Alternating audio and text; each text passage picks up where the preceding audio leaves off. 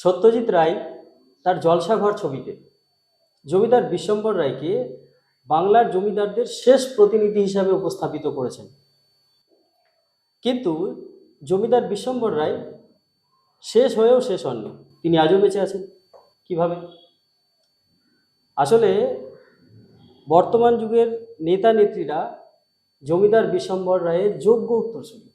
কাকু কত পড়াশোনা করেছে, কাকু কত কি জানে। কি ভাবছিস? আমার যে বড় হবে সে রোজ কিছু না কিছু পড়বে আর রোজ রাতে আমাকে একটু করে গল্প শোনাবে। সেই রাজকন্যার মতন। রাজনীতিকেই কেন বেছে নিলেন?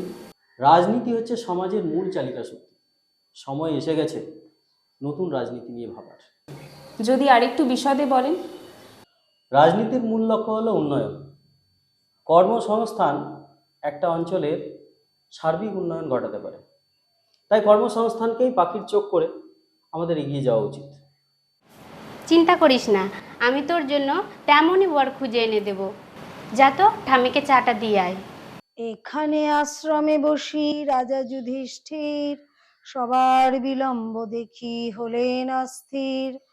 বড় কোথা ঠাম্মি, ভীম আসবো? ধনঞ্জয়। হ্যাঁ আয়। তোমার চা। কি ডাইছে রে? সাংবাদিক কাকুর ইন্টারভিউ নিতে এসেছে। ও নেতা নেত্রীরা যদি তাদের দায়িত্ব সঠিকভাবে পালন করতেন তাহলে দেশের বেকার সমস্যা এত ভয়াবহ আকার ধারণ করতো না। শাসক না বিরোধী? ভোটে জিতলে কোন দলে যোগ দিতেন বলে আপনি ঠিক করে রেখেছিলেন? সক্রেটিসের হাতে বিষের পাত্র তুলে দিয়ে জেলার বলেছিলেন, এটিকে স্বাভাবিকভাবে গ্রহণ করুন। সক্রেটিস যদি সেদিন বিষ পান করতে অস্বীকার করতেন তাহলে তিনি কখনোই এত বিখ্যাত হতেন না।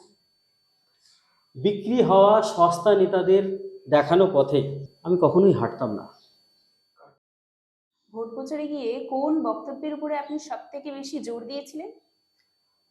আমি জিতলে আগামী 5 বছর বাড়ি বাড়ি গিয়ে বেকার ভাই বোনেদের বলতাম, এবার কোনো একটা কাজ শুরু করো, ব্যর্থ হলে আবার চেষ্টা করো। সফল ব্যবসায়ীদের কাছে গিয়ে করজোড়ে আবেদন জানাতাম, ট্র্যাডিশনাল বিজনেসের পাশাপাশি শিল্প কারখানা স্থাপন করে বেকার ভাই বোনদের কর্মসংস্থানে গুরুত্বপূর্ণ ভূমিকা পালন করুন। হরি হরি হরি হরি। ঠাম্মি আয়। তোমার সকালের খাবার। ওগো ইন্টারভিউ শেষ হয় নাই? না, এখনো শেষ হয়নি। ও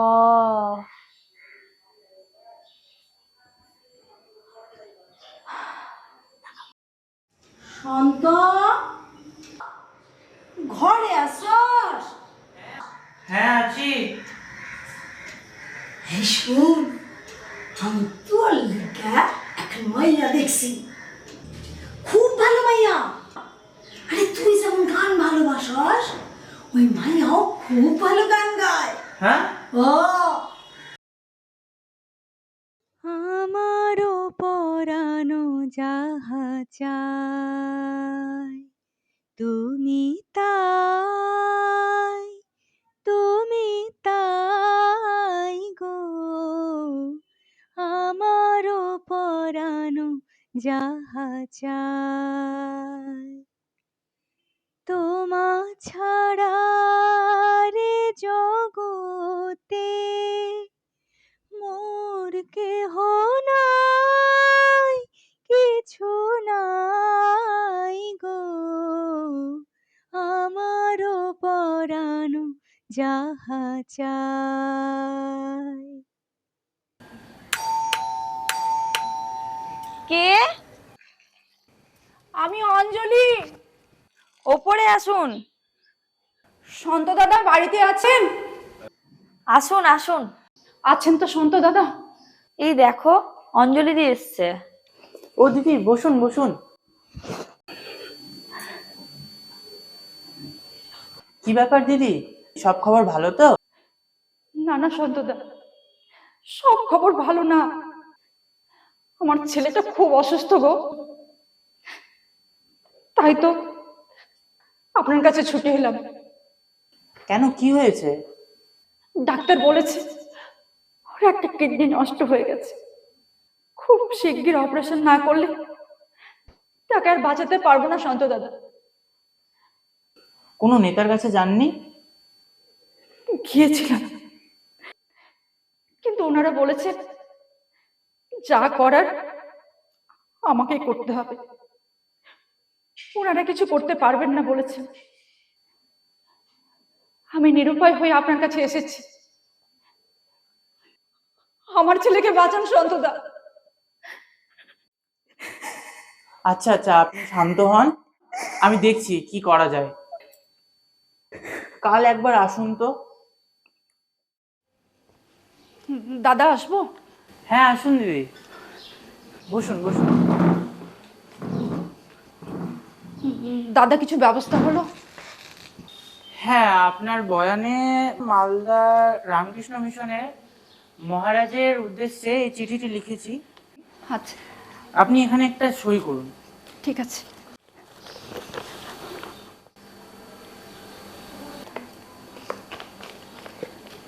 দাদা নিন।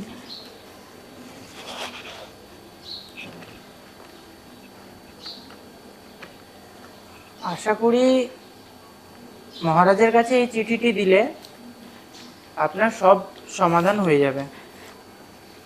এই নিন। এবার তাহলে আসি দাদা। শান্ত দাদা, ও শান্ত দাদা, কি হয়েছে দিদি? আপনাদের আশীর্বাদে আমার ছেলেটা ভালো হয়ে গেছে গো, তাই তো শান্ত দাদাকে প্রণাম করতে এলাম। শান্ত দাদা স্কুল থেকে ফেরেনি? না, ও তো এখনো ফেরেনি।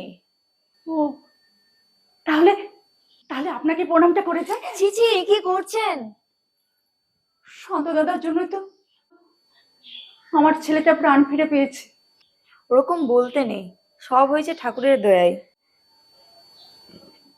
ভোট প্রচারে কোনো গ্রামে গেছেন? সেখানকার অভিজ্ঞতার কথা বলুন। আরে ইলেকশনের তো ডেট ঘোষণা হয়ে গেল। কবে রে? এই 23 এপ্রিল। এই 23 এপ্রিল? হ্যাঁ, 23 এপ্রিল। হুম। সনদদা, আরে আপনি বলে ভোটে দাঁড়িয়েছেন? হ্যাঁ, তাই তোমাদের কাছে এলাম। খুব ভালো করেছেন, এবার আপনার সব চিন্তা গন। এখন থেকে আপনার সব চিন্তা আমাদের আমাদের। আমরা আপনার হয়ে জান লড়িয়ে খাটবো। আপনি এই কেন্দ্র থেকে জিতছেন, এটা আমরা আগাম ভবিষ্যৎবাণী করছি। আরে তোমরা ভোট দিলে আমি অবশ্যই জিতবো। একটু জলপানির জন্য কিছু টাকা দিতে হতো তো। টাকা তো আমি দিতে পারবো না ভাই। তাই বললে হবে? এখন তো সবাই টাকাই দেখাচ্ছে। কে কি বললো সেটা আমি শুনতে চাই না। আমি চাই ইংরেজ বাজার কেন্দ্রকে শিল্প নগরী হিসাবে গড়ে তুলতে।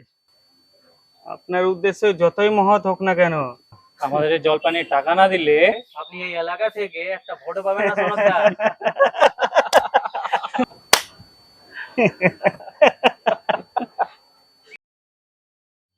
নিছক এমএলএ হওয়ার লক্ষ্য আমার ছিল না। বর্তমানের যে রাজনীতি তার শুদ্ধিকরণে আমরা নেমেছি। বৌদি বাড়িতে আছেন? ও ঠাকুরপো, তুমি এসছো? বসো। কাল আপনি আমাদের বাড়ি গিয়েছিলেন, কোনো সমস্যা?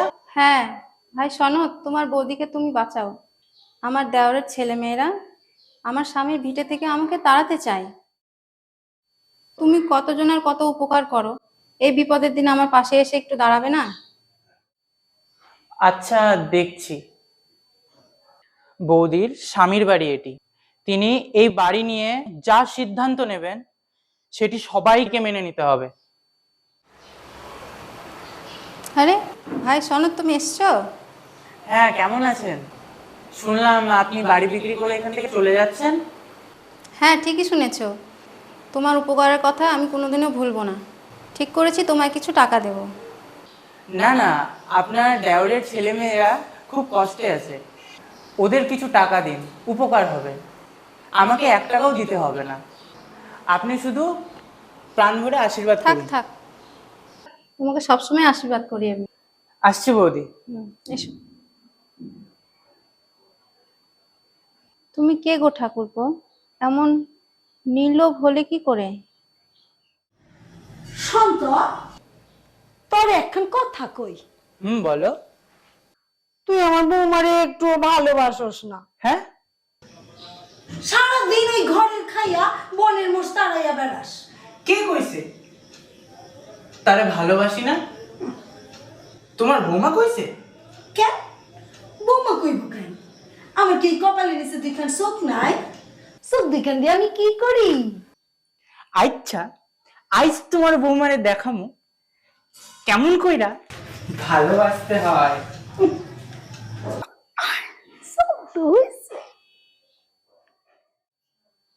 প্রকৃত নেতা তাকেই বলবো যিনি অনেক অনেক মানুষের জীবনে সাফল্য এনে দিতে পারেন। আপনার নির্বাচনী তহবিলের উপরে যদি একটু আলোকপাত করতেন। আমার লেখা কতগুলো বই আছে, সেগুলো বিক্রি করে আমার কিছু আয় হয়েছিল, আর শুধুমাত্র সেই আয়ের টাকাই ভোটে আমি খরচ করেছি। সত্যিই দারুণ। কাকিমা, ভোটে দাঁড়াতে গেলে কত টাকা জমা দিতে হয়? কেন, তুই ভোটে দাঁড়াবি নাকি? ফ্ল্যাটের বৌদি জিজ্ঞেস করছিল। আমি মনে করি একজন এমএলএ তার কেন্দ্রের মুখ্যমন্ত্রী। এমএলএ এমপি স্ব-উদ্যোগে তার এলাকার বেকার ভাই বোনদের জন্য কি কি করতে পারে? বিনামূল্যে বিভিন্ন ধরনের প্রশিক্ষণের আয়োজন করতে পারেন।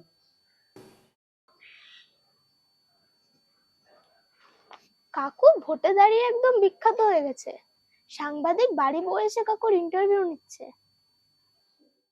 কাকিমা, তুমি কাকুর সঙ্গে ভোটে প্রচারে যেতে না? হ্যাঁ, যেতাম তো। গ্রামের মেয়ে বউরা তোমাকে কোনো প্রশ্ন করতো না? হ্যাঁ, করতো তো, সে অনেক প্রশ্ন।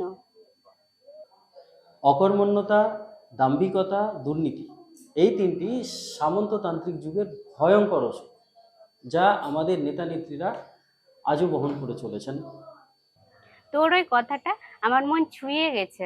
কোন কথাটা?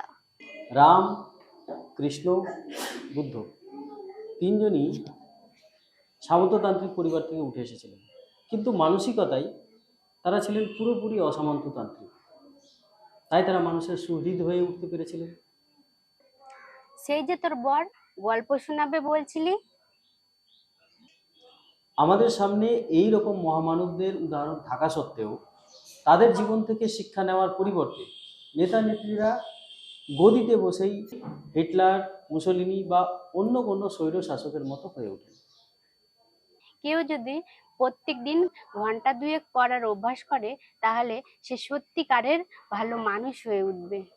ভোটের ফলাফল নিয়ে আপনার অনুভূতির কথা আমাদের দর্শকদের সাথে যদি একটু শেয়ার করেন।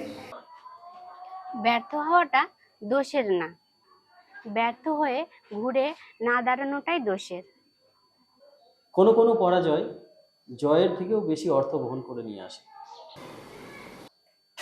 269 বছর পরেও পলাশির যুদ্ধের প্রসঙ্গ এলে এখনো মানুষ সিরাজদৌল্লার জন্য দুফোঁটা চোখের জল ফেলে।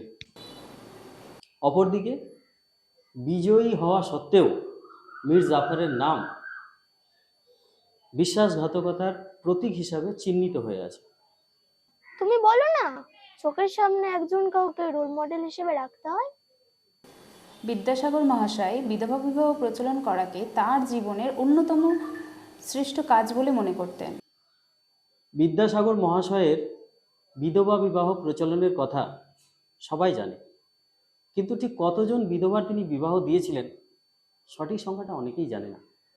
আমার রোল মডেল কে শুনবে? বিদ্যাসাগর মহাশয় তার সারা জীবনে 46 জন বিধবার বিবাহ দিয়েছিলেন। আমার রোল মডেল? কোনো ভালো কাজ সংখ্যা দিয়ে পরিমাপ করা যায় না, লক্ষ্য দিয়েই স্থির হয়। আমার রোল মডেল আমার কাকু সনদ দত্ত। আমার শেষ প্রশ্ন, নেক্সট ইলেকশনে আপনি কি আবার প্রার্থী হবেন? না, তবে যতদিন বেঁচে থাকবো রাজনীতির সঙ্গেই যুক্ত থাকবো। ভূমিকা হবে চাণক্যের মতো, কিং হব না, কিন্তু কিং মেকারের ভূমিকা পালন করব। আমরা কি ধরে নেব অদূর ভবিষ্যতে আপনার হাত ধরে একটি নতুন দলের জন্ম হতে চলেছে? সেটা ভবিষ্যতই বলবে। আপনাকে অসংখ্য ধন্যবাদ আমাদের এত সময় দেওয়ার জন্য। আপনাকে এবং আপনাদের চ্যানেলের লক্ষ লক্ষ দর্শককে অনেক অনেক ধন্যবাদ।